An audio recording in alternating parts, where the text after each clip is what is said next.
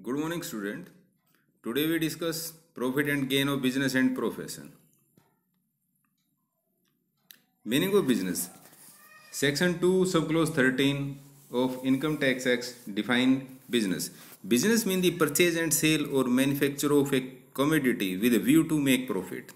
It includes any trade, commerce or manufacture or any adventure doing activity for the first time without knowing the outcome, or concern in nature of trade, commerce and manufacture. To judge a transaction as a business transaction, following points should be considered. Number 1, nature of commodity, nature of transaction, intention of the related party, duration of transaction, effort applied in transaction. Business include any trade, commerce or manufacture or any adventure or concern in the nature of trade, commerce or manufacture. Explanation to section 2 subclause 13. Thus, business is an activity carried out with the intention to earn profit. Whether such an activity is continuous or temporary is immaterial. In determining whether a particular transaction is an adventure in the nature of trade or not, total impression and effect of all relevant facts and circumstances of the transaction have to be seen. To bring a transaction within the term business, the transaction must be trade or in nature of trade. Hence, everything depends upon the fact and circumstance of each case. For example, a person making investment of surplus funds in shares or debentures cannot be deemed to be carrying on the business of trading in share, although occasionally he may selling some share or debenture and making gain thereon. Method of calculating taxable income. Gross sale or gross fees, as the case may be, are to be taken as the base if receipt and payment through account or cash book is given. From this, gross income expenses which are specifically allowed by the Income Tax Act are deducted to arrive at taxable income. If profit and loss or income and expenditure is given, net profit or surplus is taken as the base, then the following adjustments are made. Expenses which are debited to profit and loss through account but disallowed by the Income Tax Act and either fully or partly are added back. Expenses which are not debited to profit and gain but which are allowed by the Income Tax Act are deducted. Income that is credited to the profit and loss in the account but not taxable at all, taxable under some different head, is to be deducted. Income that is not credited to the profit and loss account but which is chargeable to the tax as business income to be added. Meaning of profession. Section 2 subclause 36 of Income Tax Act define profession. Profession means the activities for earning livelihood which require intellectual skill or manual skill. Example, the work of lawyer, doctor, auditor, engineer and so on are in the nature of profession. Profession include vocation. Vocation implies natural ability of a person to do some particular work. Example, singing, dancing, etc. Here no training, no qualification is required but having natural ability. Profit, excess income over expenditure. Gain, any incidental revenue from business.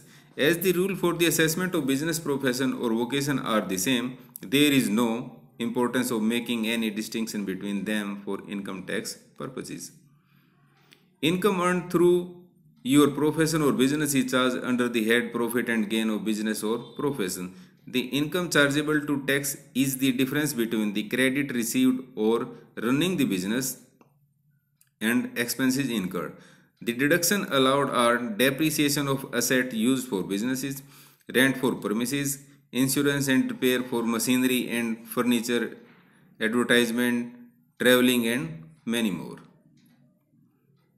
Business is an activity of purchase and sale of good with the intention of making profit. Profession is an occupation requiring intellectual skill, doctor, lawyer, etc. Vocation is an activity which require a special skill which is used to earn income. Example, painter, singer, etc. For income tax purpose, there is no difference between the business income, profession income and vocation income. Section 28. Basis of charges. The following income are chargeable to income tax under the head profit and gain of business and profession. Revenue profit from business or profession. The profit and gain of any business or profession which was carried on by the SSC at any time during the previous year. Under Section 28, following are the income chargeable to tax under the head profit or gain from business or profession. Profit and gain of any business or profession that is carried on by the SSC at any time during the previous year. Second, any compensation or other payment due to or received by SSC for loss of agency due to termination or modification of terms. Income derived by a trade, professional or similar association for specific services performed for its members. Any profit on sale of a license granted under Import Control Order 1955 made under Import-Export Control Act of 1947. Any cash assistance by whatever name called received or receivable against export under any scheme of Government of India. Any duty of custom or excise repaid or repayable as drawback to any person against export under the Customs and Central Excise Duty Drawback Rules 1971. Any profit on transfer of any duty entitlement passbook scheme under export-import policy. Any profit on the transfer of the duty-free replenishment certificate under export-import policy. The value of any benefit and perquisites, whether convertible into money or not, arising from business or exercise of a profession, example, a gift received by the lawyer from his client. Any interest, salary, bonus, commission or remuneration due to or received by partner of a firm from such firm. Sum received or receivable in cash or in kind under an agreement for not carrying out any activity in relation to any business or not sharing any know-how, patent, copyright, trademark, license, franchisee or any other business or commercial right of similar nature, or information or technique likely to assist the manufacture or processing of goods or provision of services. Any sum received under bonus under keyman insurance policies. Any sum received or receivable in cash or kind on account of any capital asset other than land or goodwill or financial instruments being demolished, destroyed, discarded or transferred if the whole of the expenditure on such capital asset has been allowed as a deduction under Section 35A(d). Income from speculative businesses. In case the taxpayer is not able to find a type of income under the list above, the following condition can be used to verify if the income would fall under profit and gain of business or profession. According to Section 28, the following are the main clauses that require an income to be charged under profit and gain of business or profession. There should be a business or profession. Second, the business or profession should have been carried on by the SSC. Third, the business or profession should be carried on for some time during the financial year. Fourth, the charge is in respect of the profit and gain of the financial year of the business or profession. The charge extended to any business or profession carried on by the SSC, whether under the taxpayer's own name or otherwise. Under Section 28, one of the main aspects of determining if an income must be classified under profit and gain of business or profession is that if a business was carried on by the SSC at any time during the financial year, it is, however, not necessary that the business is carried out throughout the financial year or till the end of the financial year. Other income classified as profit and gain of business. There are certain exceptions to the above rule.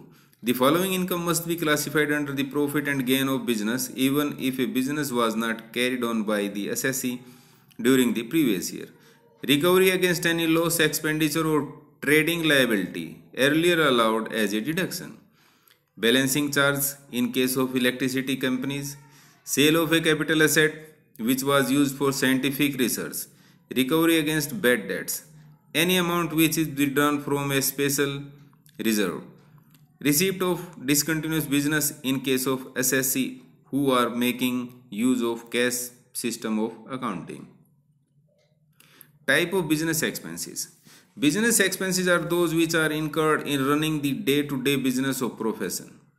Such business expenses can take the nature of capital expenditure or revenue expenditure. Capital expenditure. Capital expenditure are those expenditures which have an effect on the long-term asset or liabilities, or when the benefit of such an expenditure is utilized over a period of more than 1 year. Example of such expenditure include purchase of machinery for a factory or purchasing an office space by a law firm. Revenue expenditure. Revenue expenditure are those expenditures which a business or a profession incur in the day-to-day running of the business. These expenditures do not have a material effect on the long-term asset or liability of a firm. Example of such expenditure include the expenses of purchasing raw material, payment of salary, and so on. These expenditure may also be referred to as operating expenditures. However, this term has a narrower scope and include only those expenses which are directly connected to the main business or professional activity. Deduction under the Income Tax Act. Section 29 of the Act states that the profit and gain from business and profession must be calculated according to Section 30 to 43D of the Act. The admissible deductions are laid down under Section 30 to 37 of the Act. The general rule that governs whether an expense is admissible as a deduction or not is that it should be connected to the business or professional activity in lieu of which such deduction is claimed. The deduction admissible under the Act are as follows. Section 30. Rent rate, insurance repair, etc. for building. These expenses are allowed as deduction only to the extent that they are used for business or professional purposes. For example, if a person rents a 2-story building and uses one floor to carry out his business and one floor for residential purposes, then only the rent for the one floor being used to carry on the business will be allowed as a deduction. Section 31. Insurance, repairs of plant, machinery and furniture.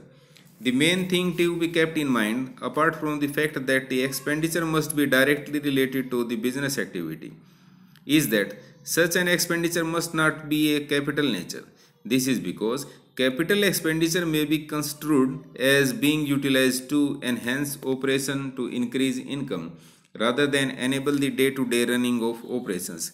For example, if a machinery is broken, but instead of just being repaired, a few parts are upgraded that will increase production capacity, then a deduction will be allowed only to the extent necessary for repair. The cost of upgrade will not be allowed as a deduction. Section 32. Depreciations. When an asset is purchased, it usually has a life of more than 1 year, during which its benefits are derived by the business or profession. Keeping this in mind, the entire cost of such an asset is not recognized all at once, but is spread out over the years during which such asset is put to use. This method of recognizing the cost of an asset over a number of years is called depreciation.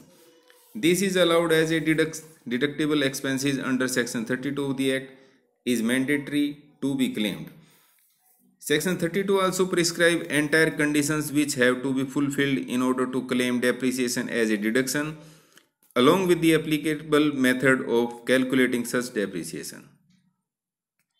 Section 33 is specific deductions.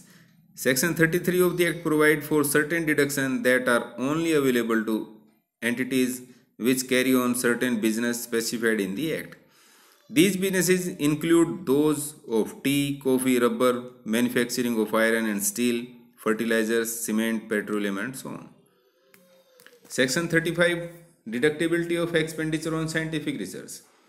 In order to encourage scientific research, certain incentives are provided to businesses by allowing a deduction of 100 to 150% of the expenses incurred in such scientific research. The kind of research for which such deduction may be allowed are notified by the government under the various subsections of Section 35.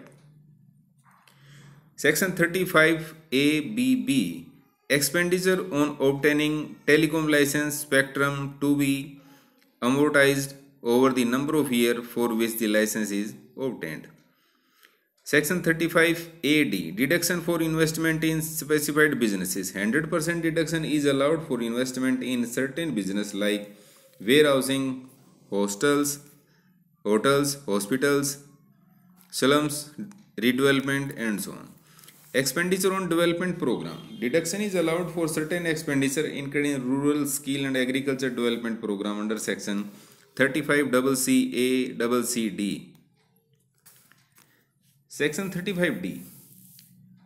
Amortization of preliminary expenses. Preliminary expenses incurred in setting up of a new company or extension of an existing company are allowed to be amortized over a period of 5 years. Section 35DA. Expenditure on voluntary retirement scheme. Payment toward VRS are allowed over a period of 5 years. Deduction under Section 36. Section 36 provides a list of certain business expenses which are allowed as a deduction from the income earned under the head PGBP, Profit and Gain from Business and Profession. This section covers the following allows deduction for the following businesses: insurance premium paid on stock, cattle, employee health care and payment toward key man insurance policies, bonus and commission paid to employees, interest paid on debt capital, employer contribution to recognized provident, superannuation fund, pension fund and gratuity fund.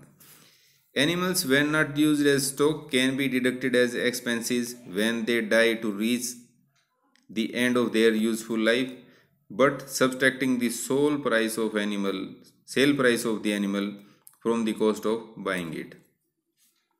Bad debts, which are written off, can be claimed as expenses only if they are incidental to the business. No deduction is allowed on provision created for writing of bad debts.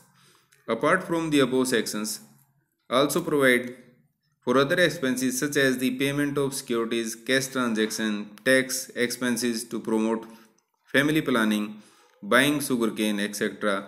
to be deducted from income. Deduction allowed to start UPS.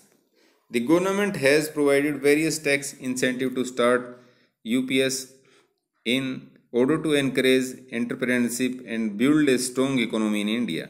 It must, however, be kept in mind that these incentives can be availed only if the startup fulfill the criteria laid down by the Department of Promotion of Industry and Internal Trade.